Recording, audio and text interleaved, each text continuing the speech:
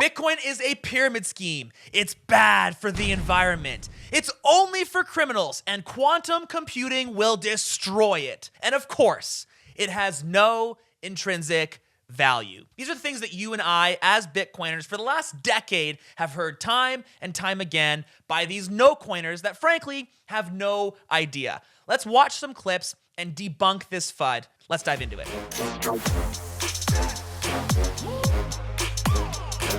Correct me if I'm wrong. Bitcoin is just a virtual token. There's no real tangible value to it. In fact, the only way to get rich off of it is if you sell it at a higher price than what you bought it for. Oh, I'm already ruining the concept here. But by this metric, everything, literally everything, including your house, is a pyramid scheme. I don't understand the only way to get rich is by selling it. That's literally the definition. And the only way to get the price higher is if you convince more people to buy Bitcoin. So let me just draw it out for you here. You buy Bitcoin, and then you convince a couple more friends to buy it. And then those friends convince a few more people, and so on and so forth.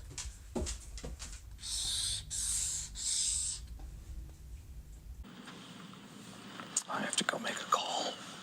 It's been very, very trendy to call Bitcoin a pyramid scheme for a long time, especially when you don't understand the root cause of what Bitcoin is supposed to be. See, the Bitcoin protocol, this digital token that has no intrinsic value, has this ability to force you to earn as much as possible and then spend as little as possible. The way to get rich on Bitcoin is not actually by selling it at the top. It's by accumulating as much as possible in order to live in a good way in the future. So if that's a pyramid scheme, sign me up. I want all the pyramids, but it actually looks a lot more like a free and open market that's got a bit of a meritocratic vibes. So the next time someone tells you that Bitcoin's a pyramid scheme, just gently question their motives here. Gently question what they believe to be a pyramid scheme. And if the cause of a pyramid is by selling the asset to somebody else, then doesn't that mean everything is kind of a pyramid? Anyways, moving on. Peter Schiff. Bitcoin, just like a fiat currency, what gives a fiat currency its value? Just confidence. People just believe that it has value. They believe that people will accept it. Now, part of that belief is driven by governments, which declare it legal tender and which require it for payment of taxes. And so there is some real demand for dollars if you live in America. There's a demand for euros if you're in Europe because you have to pay taxes. And if you don't pay taxes, they could put you in jail. And so in order to avoid jail, you need the currency that the government demands. But Bitcoin is similar to fiat in that all of its value comes from faith and confidence. People just believe that people in the future will want it and they'll pay a higher price for it.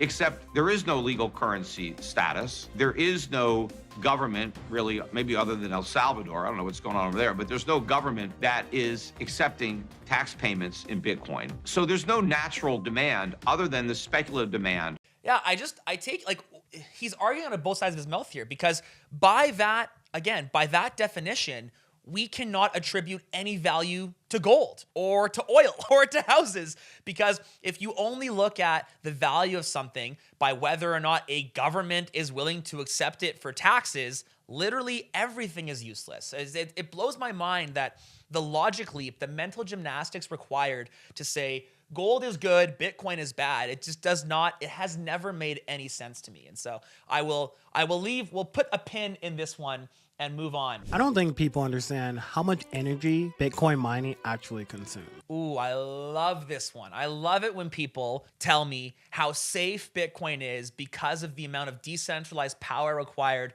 to run the network. Mwah! So Bitcoin mining consumes about 100 terawatt hours of electricity per year. But what the heck does that actually mean? Let's break it down. Imagine a single 100 watt light bulb in your house. If you leave it on for 10 hours, that's about 1 kilowatt hour. Now imagine enough light bulbs to power an average home for a month. That's about 900 kilowatt hours. But we're talking terawatt. So 120 terawatt hours could power New York City for the next 2 years, probably even more. So you're saying I could power a tiny city on the grand scheme of the world for 2 years, or I could have sound money for the entire globe? This seems like a pretty good trade-off. Bitcoin mining uses more energy annually than the entire country of Argentina, and that's about 45 million people. 45 million people, or money for 8 billion. This seems like a really, really good trade-off, even if you choose to ignore the legacy financial ecosystem that exists. Obviously, the global monetary legacy financial system takes enormous amounts of power, both from a human perspective, but also just from an infrastructure perspective. Sure, they don't have the database requirements. They don't have this need for a decentralized ledger. Their ledger system is very, very efficient. But thinking about every single computer, every single building, every single payment terminal required to run the legacy fiat network, coupled with all of the back-end inefficiencies that prevent us from producing while we're waiting for money to be in limbo, the fiat system is infinitely worse at power drain than the Bitcoin network. So to generate that much energy, you need over 12,000 wind turbines running for a year 24/7 straight. Or you gotta cover the entire state with solar panels. The energy consumption of Bitcoin mining is staggering. So when people talk about the environmental impacts, they might be onto something. I actually believe that Bitcoin mining will bring a rise to solar. It will be the single greatest industry that forces solar panel innovation and R&D in such a way that there is no other industry actually incentivized to make solar panels better. But with Bitcoin mining, if your only cost is power, and there's a giant power source in the sky, you have some pretty high incentives to make the solar panels more efficient so you can capture more of the sky power. I ended up missing my next meeting because I had to figure out how long will it take for us to crack the encryption standards that we use for Bitcoin. Nick, here's the answer, because I was so tilted by this idea. If you think of Willow as essentially like one stable, logical qubit equivalent in a chip, we need about 4,000 to break RSA 2048. And we need about 8,000 to break SHA 256, which is the underlying encryption framework for Bitcoin. I think you're right. I think we're in the sort of like the end game? 2 to 5 year shot clock. No, I mean, I think what'll have to happen is some of these chains will need to obviously re-implement something at a pretty foundational level. The weird thing, as Freeberg says, is like the Willow chip's error correction gets better the more of these things you start to use together. Now, there are some really big problems inside these chips, like logical interconnects are very complicated. If you put two chips on a board, like the C2C communication is all this stuff that we haven't figured out how to do. But this is a big deal. And I was really like, oh my God, what's going on here? So we need 8,000 times more than what's available today in these chips. So I think right off the bat, 2 to 5 years, granted, inflation or technology is deflationary, and I fully believe that it ramps up progress. You know, going from 0 to 1 is a lot harder than going from 1 to 8,000. But there's a lot of logic leap going from 1 to 8,000. Further to that, I want to run down this Bitcoin is not safe because quantum will destroy it. First things first, literally every encryption that we use and benefit today will be destroyed in that post-quantum world that you're scared of. Traffic lights, airplanes, forget your money. Your money's long gone.